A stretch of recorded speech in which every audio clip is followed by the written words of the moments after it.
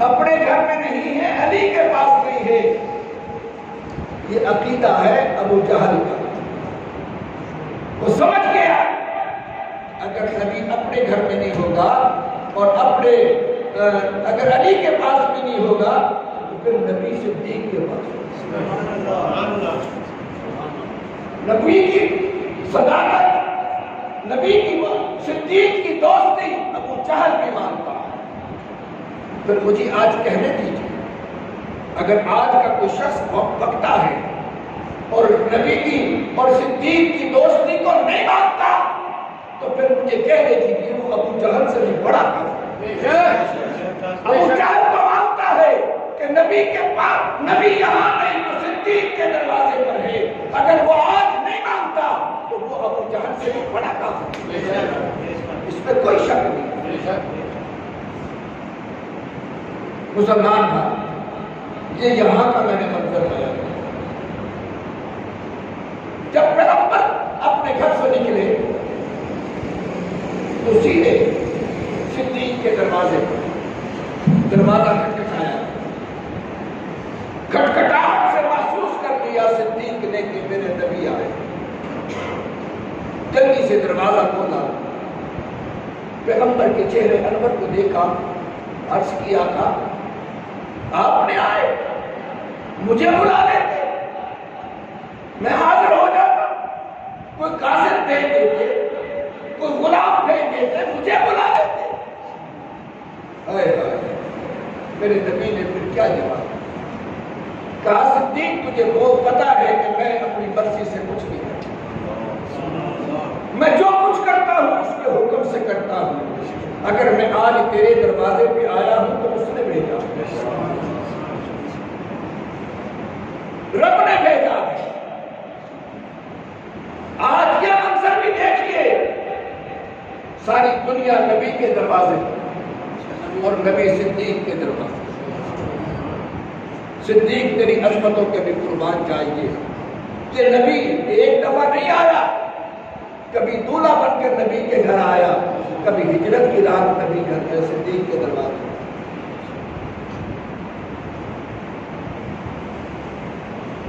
بیٹھ گئے، سرکار دو عالم صلی اللہ علیہ وسلم بھی بیٹھ گئے. امی عائشہ صدیقہ، حضرت اسماء بنت ابی بکر، یہ سب بیٹھ گئے. تو سرکار دو عالم صلی اللہ علیہ وسلم نے ابو بکر کی طرف اشارہ کر کے کہا بچوں کو الگ بھیج دو، میں بات کرنا چاہتا ہوں. راز کی بات ہوئی. ابو بکر نے بڑا عجیب جواب دیا. عرض کی آقا بھیجنے کی ضرورت نہیں، اہلی و آلک. آقا یہ میرے گھر والے نہیں، یہ آپ کے گھر والے. اگر صدیق راز رکھ سکتا ہے، صدیق کا ہر بچہ رازدار ہو سکتا ہے. کہا آقا ارشاد فرمائیے کیسے تشریف لائے؟ کہا ہجرت کا حکم آ گیا اور تجھے میرے ساتھ رفیق سفر بنا دیا. سرکار دو عالم صلی اللہ علیہ وسلم نے جب یہ جملہ ارشاد فرمایا تو میرے نبی صدیق کے چہرے پر مسکراہٹ آئی اور آنکھوں سے آنسو نکل آئے. آنکھوں سے آنسو. میری ماں عائشہ کہتی ہے کہ مجھے زندگی میں پہلی مرتبہ پتا چلا کہ انسان کبھی کبھی خوشی میں بھی رو پڑتا ہے، لیکن خوشی بھی کوئی ایسی ہو انوکھی جس خوشی پر میں ایک کتاب پڑھ رہا تھا، اس کے اندر یہ صدیق کا تذکرہ ہو رہا. یہاں پہ اس مورخ نے لکھتے لکھتے کہا عجیب خبر ہو، مثلاً ایسی خبر ہو کہ آپ بیٹھے ہو اور آ کر ایک شخص آ کے کہے کہ جناب یہ لیجیے عمرے کا ٹکٹ اور جائیے عمرہ کرائیے. دیکھیے اس وقت کتنی خوشی ہو. اس نے مثال دی. یقین جانیے انہوں نے بھی یہ کتاب میں نے مثال کے اندر پڑھی، کتاب میں یہ مثال پڑھی. اللہ رب العزت نے یہ منظر مجھے اپنی زندگی میں مجھے دیا. सन 94 میں میں یوں ہی جمعہ پڑھا کے بیٹھا ہوا تھا کہ ایک شخص نے آ کے مجھے پیش کیا لفافہ اور مجھے کہنے لگا جناب یہ آپ کے حج کا ٹکٹ ہے۔ یقین جانیے کہ میری اس وقت کیا کیفیت ہے۔ اللہ رب العزت نے مجھے یوں سعادت سے نوازا۔ میری ماں کہتی ہے صدیق کی آنکھوں میں آنسو آ گئے اور عرض کیا آقا میں تو پہلے سے تیار ہوں۔ اب جلدی سے امی عائشہ چھوٹی تھی اس وقت، تو حضرت اسماء بنت ابی بکر امی عائشہ کی بڑی بہن، ہاں کبھی کبھی بڑی عجیب انسان کی ذہنیت کے اندر خدا غارت کرے، وہ بدبخت لاہور کا رہنے والا غلام حسین نجفی، اس نے سن 90 کے اوائل کے اندر لاہور کے موچی دروازے کے اندر وہاں اس نے تقریر کرتے ہوئے کہا تھا، اور جملہ عجیب تھا، کہا تھا کون اسماء بنت ابی بکر جو صدیقی خاندان کی پاورش ہے۔ یہ بکواس تو میرے پاکستان کے اندر ہوتا ہے، اتنی بے غیرت الفاظ صدیق کی بیٹی کے لیے استعمال ہوا، لیکن میری قوم نے اس وقت بھی ہماری فریاد کو قبول نہیں کیا تھا۔ آج جب اسلام آباد کی دھرتی پر اس عربی نے بے ایمان نے جب صدیق کو کافر کہا، آج الحمدللہ میری قوم کو کم از کم یقین تو آیا کہ یہ موذی صحابہ کا دشمن ہے، صحابہ کی دشمنی کا یقین تو آیا۔ میں عرض کر رہا تھا اسماء بنت ابی بکر نے جلدی سے کھانا تیار کیا، ہائے جب میرے ابو بکر نے کلمہ پڑھا تھا، تاریخ کا مطالعہ کر لو، 13 سال پہلے جب میں ابو بکر نے کلمہ پڑھا تھا اس وقت مکے کا لینڈ لاڈ تھا، بہت بڑا امیر آدمی تھا۔ آج ہجرت کی رات جب میرے پیغمبر کی رفاقت میں ابو بکر جا رہا ہے اور بیٹی کھانا تیار کر کے توشہ دان تیار کر کے باندھنے کا ٹائم آیا، تو آج ابو بکر کے گھر کے اندر کوئی باندھنے کی چیز نہیں، کہاں گئی یہ دولت؟ پوچھئے تو صحیح کہ ابو بکر تیری دولت کہاں گئی؟ تاریخ بتائے گی بلال حبشی کو خرید کر کے آزاد کیا، غلاموں کو خرید کر آزاد کرتا گیا، اور ساری دولت محمد کے دین پر قربان۔ آج اسماء بنت ابی بکر کے پاس کچھ چیز باندھنے کو نہیں تھی، ساڈے ورگیاں عورتاں بھی سی ہاتھ کرا جو بیٹا تو تھلے نہیں اترتی، وہ عورتیں محنت کش ہوا کرتی، اور ہمارے دور میں تو ہم نے اپنے بڑوں کو دیکھا کہ وہ جب خاص کر دیہاتی زندگی میں یہ جو عورتیں ہوتی ہیں وہ جب وہ گتاوا کرتی ہیں، بھینسوں کا سنبھالتی، تو وہ ایک پٹکا یہاں جو باندھ لی۔ اسماء بنت ابی بکر کے بھی ایک یہ بنا ہوا تھا، اس کو کھولا، اس کو پھاڑا اور آگے سے وہ توشہ دان باندھا اور پھر آدھا پھر باندھا۔ نظر محمد نے جب دیکھا یہ منظر تو میرے پیغمبر کی زبان اطہر میں سے ایک جملہ نکلا، اسماء بنت ابی بکر کے لیے احساس، سات النطاقین، دو کمر بندوں والی، یہ احساس محمد کی زبان میں دیا۔ اور یاد رکھیے عاشق لوگ، محبت کرنے والے لوگ وہ حقیقت کو کچھ نہیں دیکھا کرتے، وہ تو اداؤں پہ مرا کرتے۔ میرے پیغمبر کی زبان سے نکلا عبداللہ کے بارے میں، ابو ہریرہ بلیوں کا باپ۔ ابو ہریرہ نے منظر نہیں دیکھا، لفظ نہیں دیکھا، معنی نہیں دیکھا۔ آج اس کو عبداللہ کو کم جانتے ہیں، ابو ہریرہ سارے جانتے ہیں۔ ہمیشہ کے لیے ابو ہریرہ پکڑ لیا۔ میرے نبی مسجد نبوی میں آئے، کچی تھی، علی کو تلاش کرتے کرتے دیکھا علی سویا ہوا ہے کچی مسجد کے اندر، اور مٹی منہ پہ لگی ہوئی ہے، جسم پہ مٹی لگی ہے۔ میرے پیغمبر کی زبان سے نکلا ابو تراب اور مٹی کے بعد۔ علی نے اس جملے کو ہمیشہ کے لیے کہا۔ سرکار دو عالم صلی اللہ علیہ وسلم کے تشریف لے جا رہے ہیں، بلکہ ایک غزوے سے واپس آ رہے تھے تو راستے کے اندر ایک جگہ پر قیام کیا، مدینہ کے اوائل۔ وہاں پر آئے تو اذان دی گئی تو مدینہ کے کچھ بچے کھیل رہے تھے کافر،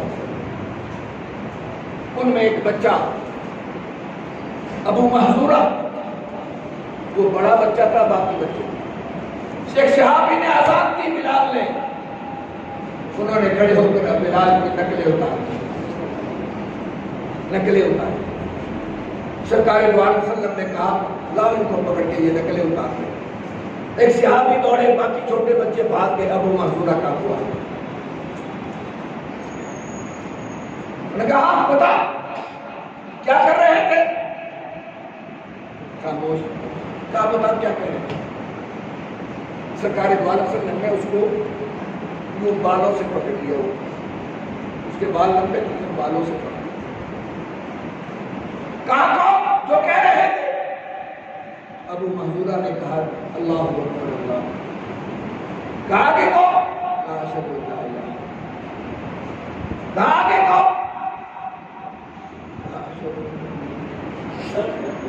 اشہد ان لا الہ الا اللہ اور اشہد ان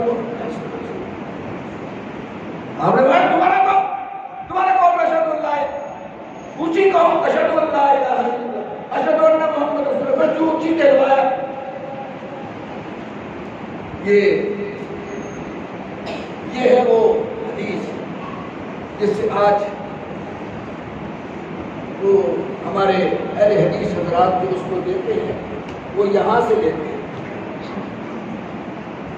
کیونکہ آپ نے دوبارہ کہلوایا تو وہ ان کو دوبارہ کہلوایا، 4 مرتبہ کہتے تھے، یہاں سے وہ حدیث لیتے ہیں۔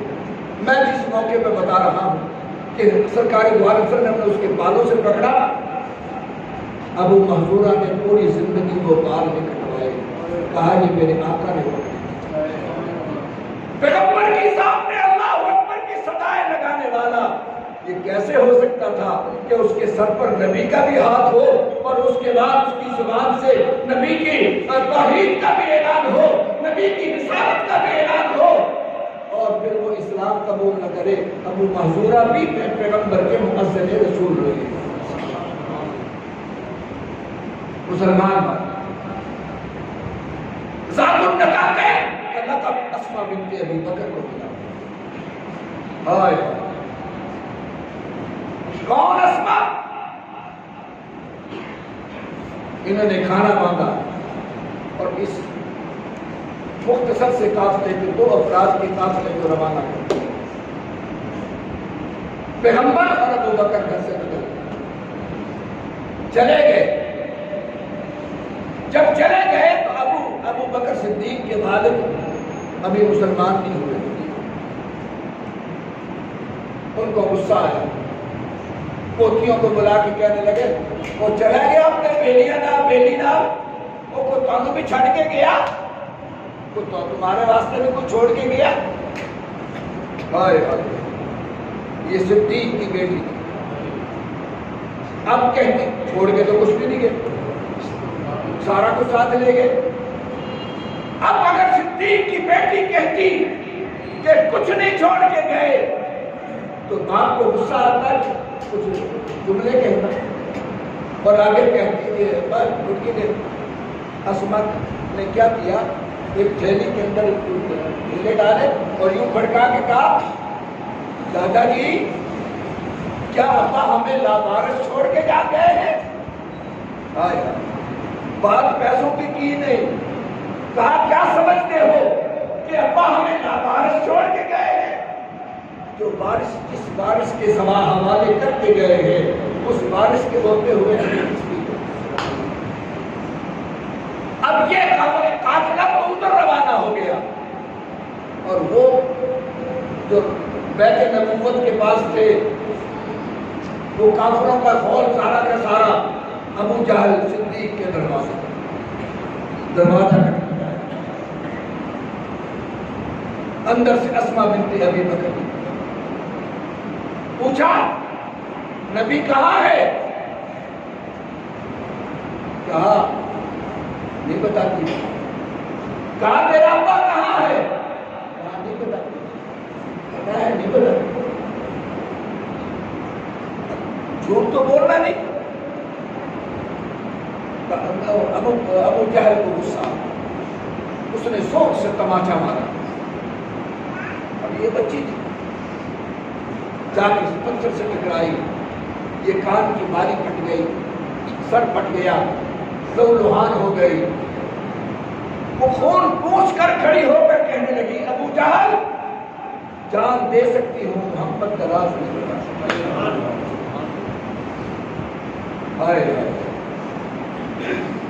یہ ہے بہادر اسماء۔ ہمیں آپ کو معلوم ہے کہ یہی بہادر اسماء ہے جس کا بیٹا عبداللہ ابن زبیر، حضرت حسین کی شہادت کے بعد حضرت عبداللہ ابن زبیر میدان میں آئے اور انہوں نے آپ نے قبضہ کیا اور مکہ پہ آپ نے حکومت بنائی۔ اور اگلی بات بھی کہتا چلوں، سرکار یہ بیت اللہ جو ہے، یہ بیت اللہ جب کفار مکہ نے بنایا تھا اس وقت یہ حتیم کا حصہ چھوڑ دیا۔ پہلا جو بیت اللہ تھا اس کے 2 دروازے تھے، ایک داخل ہونے کا ایک نکلنے، اور وہ حتیم حصہ بیچ میں۔ کفار مکہ نے جب بنایا تو اس کے اندر پیسے کم تھے، انہوں نے اتنا حصہ چھوڑ دیا، ایک دروازہ بنا۔ ایک دن سرکار دو عالم صلی اللہ علیہ وسلم نے ارشاد فرمایا کہ میرا دل چاہتا ہے کہ میرا یہ بیت اللہ اسی طرح بن جائے جیسے میرے دادا نے بنایا۔ عبداللہ ابن زبیر نے جب مکہ فتح کیا تو نبی کی خواہش کے مطابق پھر بیت اللہ کو اسی طرح بنا، 2 دروازے بنا دیے۔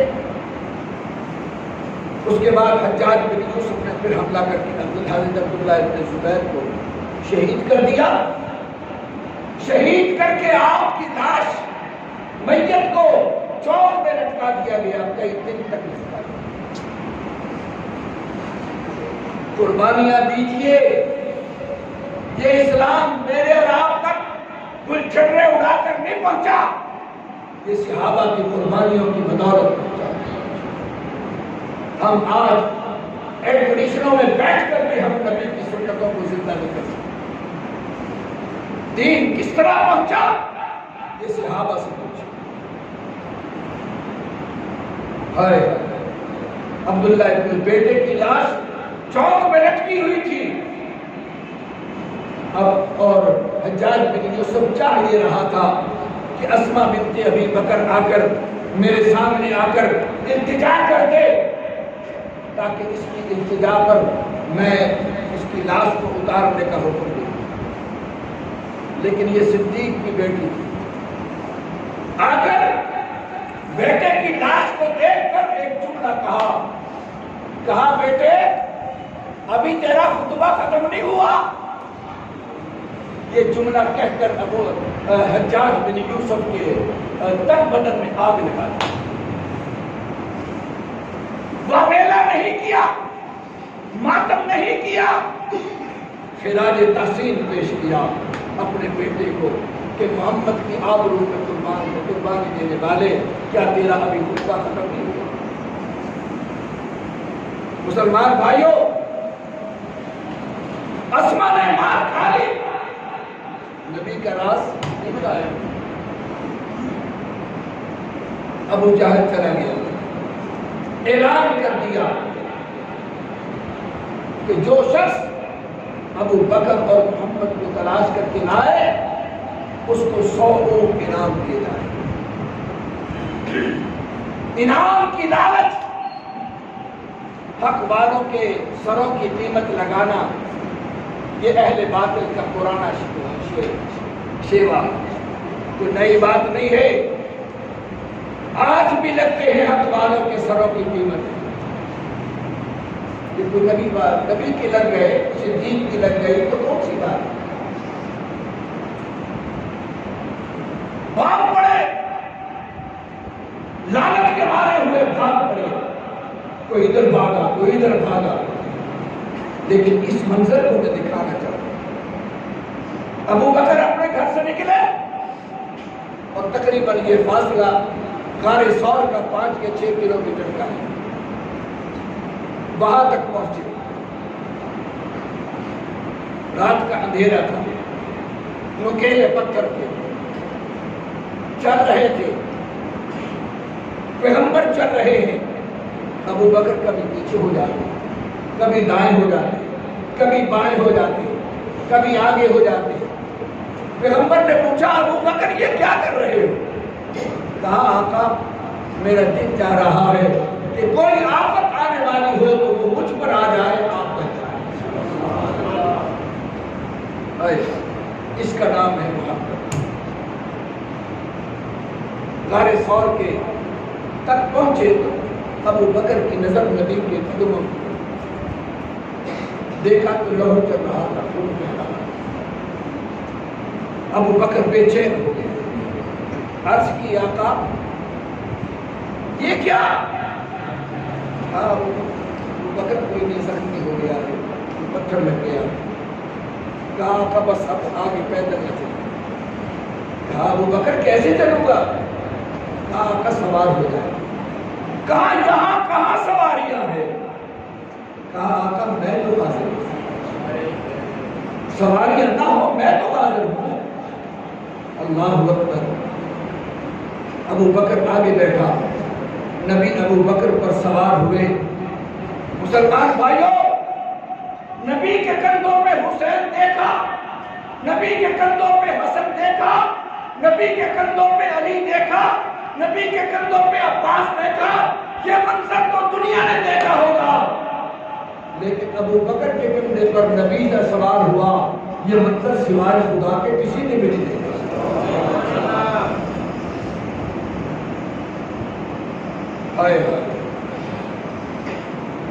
دکھ سے کہنا پڑتا، حلیمہ جب سواری لے کے آئی، چلنے کے قابل، ہلنے کے قابل، نبی سوار ہوئے، وہی سواری جس پر نبی سوار ہوا، جب تک وہ حلیمہ کی سواری تھی چلنے کے قابل نہیں تھی۔ جب آج مہارے نبی کے ہاتھ میں آئی تو وہ براق بن گئی، ساری دائیوں سے آگے نکل گئی وہ سواری، کوئی سواری اس کا مقابلہ نہیں کرتی۔ حلیمہ کی گود میں نبی سوار ہوئے، آج تک کوئی دائی اس کا مقابلہ نہیں۔ میں تو ایک جملہ کہا کرتا ہوں، تاریخ میں تم نے بڑا کچھ پڑھا ہوگا، پڑھے لکھے لوگ بیٹھے ہیں، تاریخ کہتی ہے کہ نبی کے دروازے پر بڑی دائیاں آئیں اور نبی کو چھوڑ کر چلی گئی۔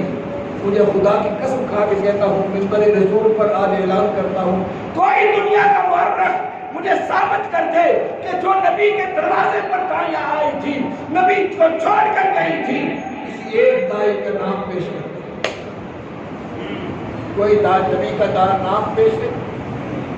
اور حلیمہ کا نام کسی بچے سے پوچھ حلیمہ کون ہے، بچہ بھی بتائے گا نبی کی دایا ہے۔ ارے نبی، آج حلیمہ کا نام روشن کیوں ہوا؟ نبی کو اٹھانے کی وجہ سے، نبی کو اٹھایا، حلیمہ کا دنیا میں ڈنکا بج گیا، حلیمہ کی سواری آگے نکل گئی، نبی سوار ہوا براق پر، براق دنیا کے براقوں سے آلہ ہو گئی۔ اگر حلیمہ کو 100% نمبر دیتا ہے، حلیمہ کی سواری کو 100% نمبر دیتا ہے، براق کو 100% نمبر دیتا ہے، میں تو یہ کہتا ہوں صدیق کو 100 نہ دے، پہلا نمبر تو دے دے. اور صدیق کو کہہ تو دو تمام بس کے اندر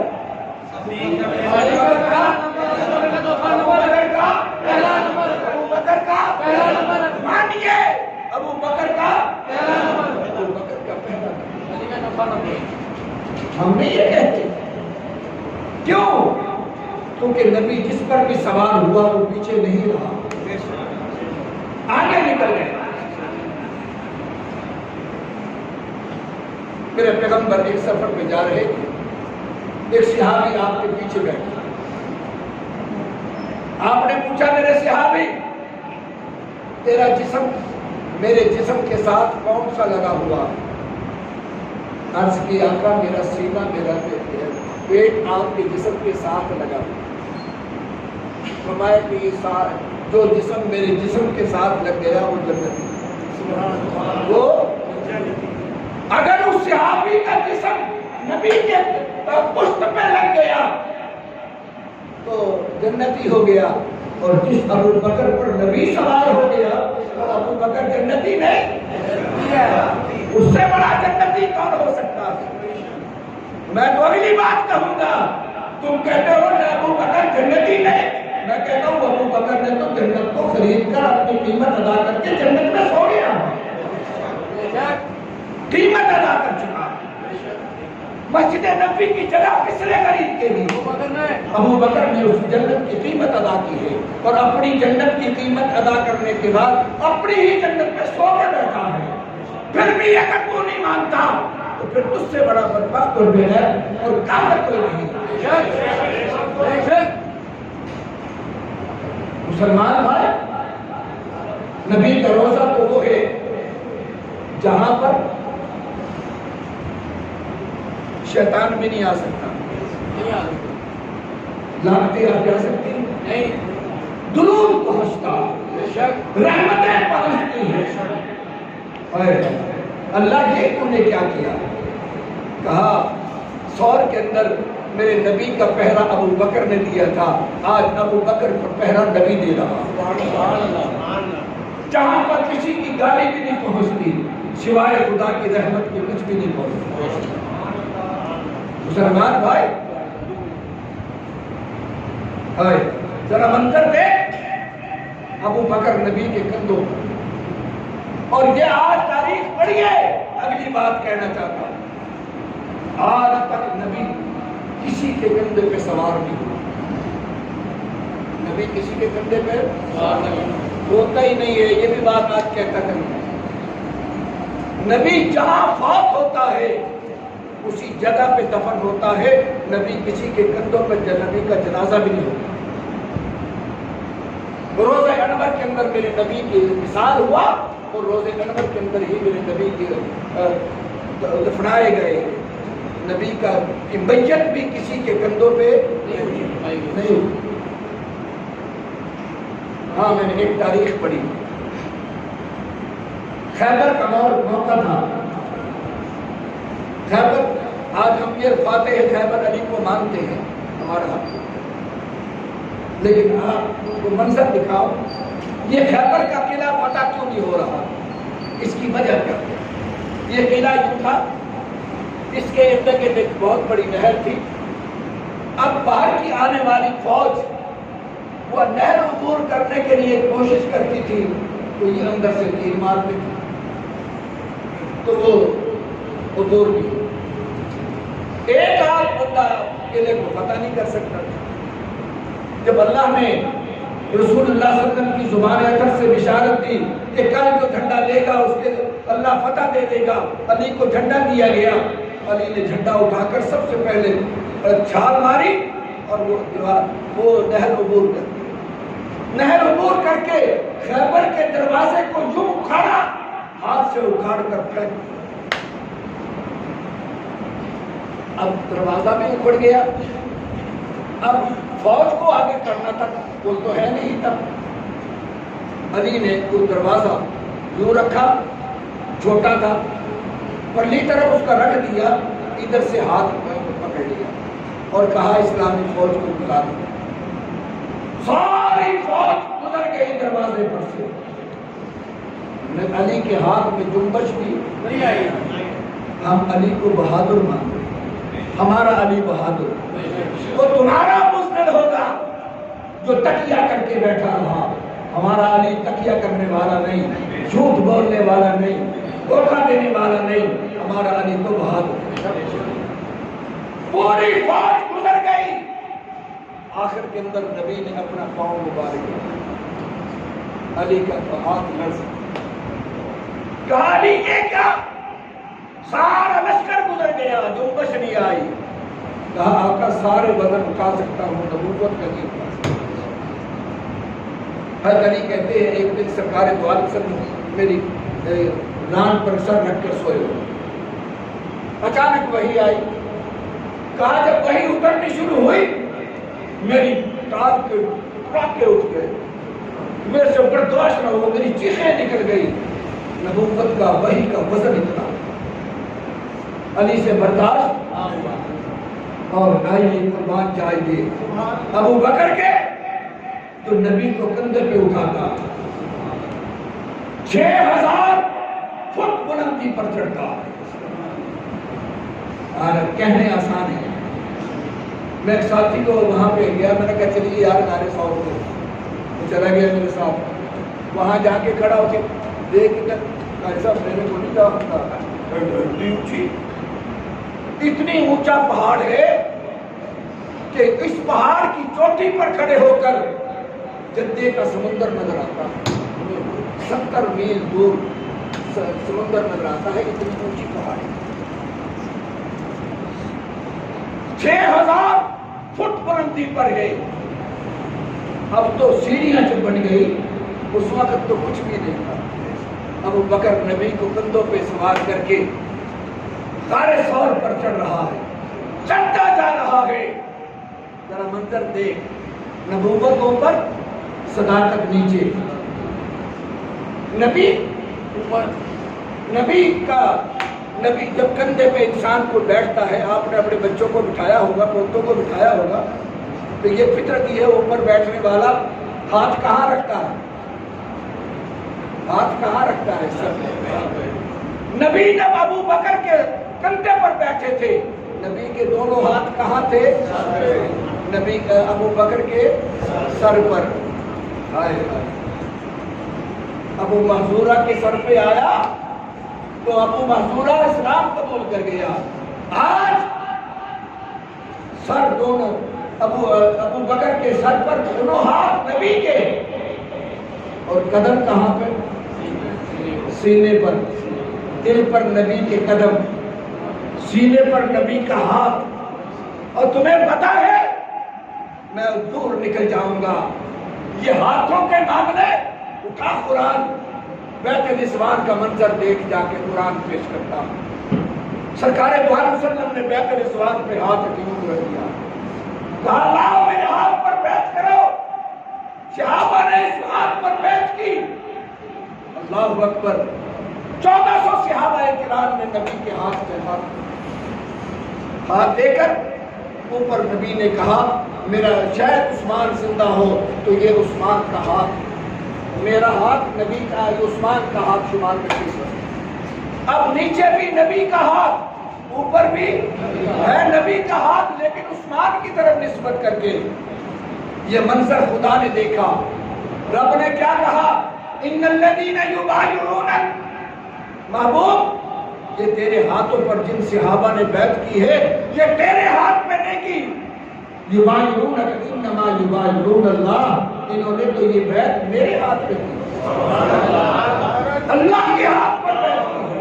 شان صحابہ زندہ باد, شان صدیق اکبر زندہ باد, شان فاروق اعظم زندہ باد, شان عثمان ذی النورین زندہ باد, شان حیدر کرار زندہ باد, رافت راشدہ.